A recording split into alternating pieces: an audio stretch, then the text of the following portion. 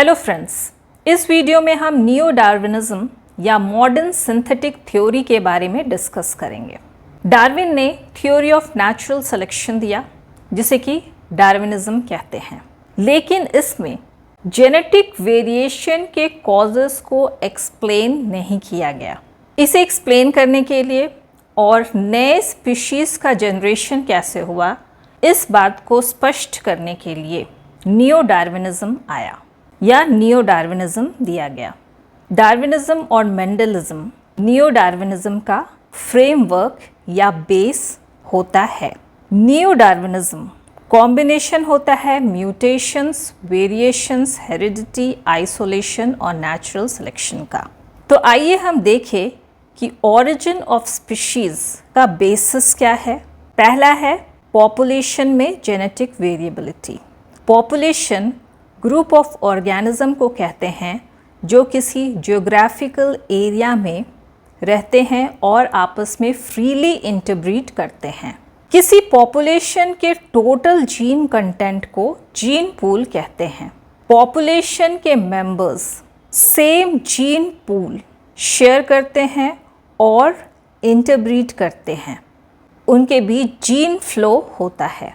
अगर पॉपुलेशन के gene pool में चेंजेस होता है तो यह स्पीशीज़ के सिस्टर पॉपुलेशन से डाइवर्स हो जाता है या अलग हो जाता है या डिफरेंट हो जाता है।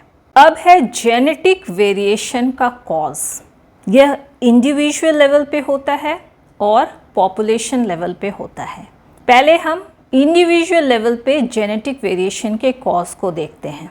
गैमेट्स के जीन्स में जब चेंजेस होता है तो यह जेनेटिक वेरिएशन कॉज करता है। यह इवोल्यूशन के लिए एसेंशियल होता है। इस तरह के जेनेटिक वेरिएशन इंट्रोड्यूस होते हैं पहला जीन म्यूटेशन के द्वारा। म्यूटेशन क्या है? यह जीन्स के केमिकल और स्ट्रक्चरल कॉम्पोजिशन में चेंजेस होता है। यह नेचुरली अकर होता है या आर्टिफिशियली भी इंड्यूस किया जाता है। दूसरा है रिकॉम्बिनेशन ऑफ जीन्स। रिकॉम्बिनेशन होता है जीन्स का रीशफलिंग या मिक्सिंग, जिसके फलस्वरूप जीन का नया कॉम्बिनेशन बनता है या रिजल्ट होता है। यह रिकॉम्बिनेशन इन सभी वेज से होता है। पहला है फर्टिलाइजेशन। जब मेल और फीमेल गैमेट्स आपस में सेक्सुअल रिप्रोडक्शन के समय फ्यूज करते हैं तो जो ऑफस्प्रिंग बनता है उसमें जीन के नए कॉम्बिनेशन देखने को मिलते हैं। दूसरा है मियोसिस के द्वारा। गैमेट फॉर्मेशन के समय फीमेल और मेल क्रोमोसोम एक दूसरे से इंडिपेंडेंटली असॉर्ट करते हैं। इसके द्वारा भी जीन्स के नए कॉम्बिनेशन बनते हैं। तीसरा है क्रॉसिंग ओवर के द्वारा। क्रॉसिंग ओवर होता है जब होमोलोगस क्रोमोसोम के नॉन सिस्टर क्रोमेटिड्स के बीच कुछ पार्ट्स का एक्सचेंज होता है तो इससे भी नया कॉम्बिनेशन बनता है। यह होता है पैकेटिन स्टेज में, जिसे देखने के लिए आप डिस्क्रिप्शन बॉक्स पर दिए गए लिंक पर क्लिक कर सकते हैं। अब दूसरा है पॉपुलेशन के लेवल पे जेनेटिक वेरिएशन। यह होता है क्रोमोसोमल एबरेशन के द्वारा, जिसमें कि क्रोमोसोम के स्ट्रक्चर में चेंजेस आता है, और दूसरा क्रोमोसोम के नंबर में चेंजेस के द्वारा, और तीसरा होता है हाइब्रिडाइजेशन के द्वारा। हाइब्रिडाइजेशन होता है किसी स्पीशीज़ के दो पॉपुलेशन के जीन्स की इंटरमिंगलिंग या फिर दो स्पीशीज़ के इंडिविजुअल्स के बीच जीन्स के इंटरमिंगलिंग के द्वारा। इसका एग्जाम्पल है म्यूल। यह रिजल्ट होता है डोंकी और हॉर्स के जीन्स के बीच हाइब्रिडाइजेशन के द्वारा। हाइब्रिडाइजेशन वैसे इंडिविजुअल्स के बीच होता है जो कि फ्रीली इंटरब्रीड नहीं कर पाते हैं या नेचुरली ये इंटरब्रीड नहीं कर पाते हैं। अब दूसरा है जेनेटिक वेरिएबिलिटी या एडाप्टेशन का सिग्निफिकेंस।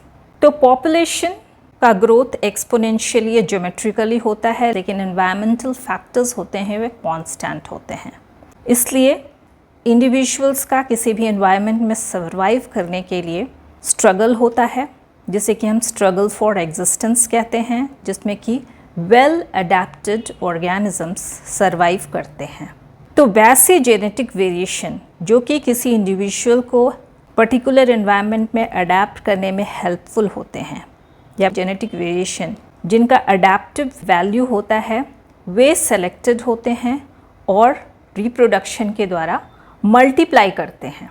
अब तीसरा है नेचुरल सिलेक्शन। ये इंक्लूड करते हैं फिजिकल और बायोटिक फैक्टर्स, ऑर्गेनिजम्स जो कि बेटर सूटेड होते हैं, सर्वाइव करते हैं और रिप्रोड्यूस करते हैं।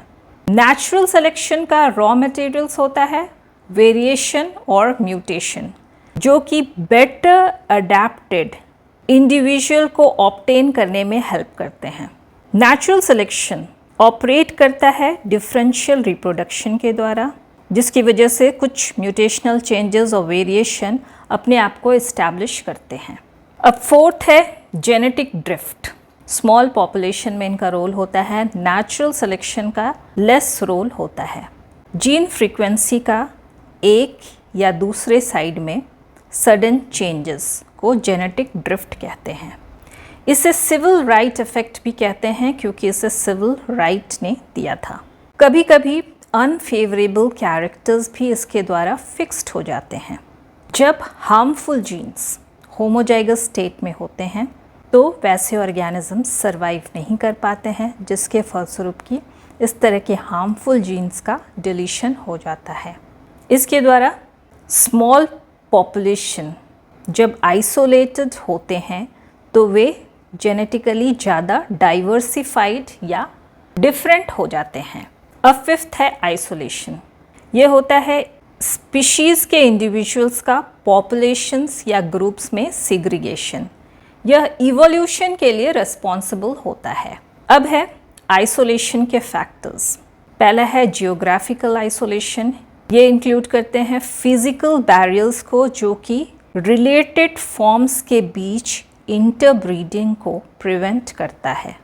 दूसरा है फिजियोलॉजिकल बैरियर। डिफरेंट स्पीशीज़ के बीच इंटरब्रीडिंग नहीं होता है या इंटरब्रीडिंग को प्रिवेंट करता है। तो ये दोनों ही रिप्रोडक्टिव आइसोलेशन के एग्जाम्पल है। रिप्रोडक्टिव आइसोलेशन का तात्पर्य है कि ये आपस में रिप्रोड्यूस करते हैं, लेकिन रिलेटेड स्पीशीज़ के बीच रिप्रोडक्शन नहीं होता है। सिक्स्थ है ऑरिजिन ऑफ स्पीशीज़।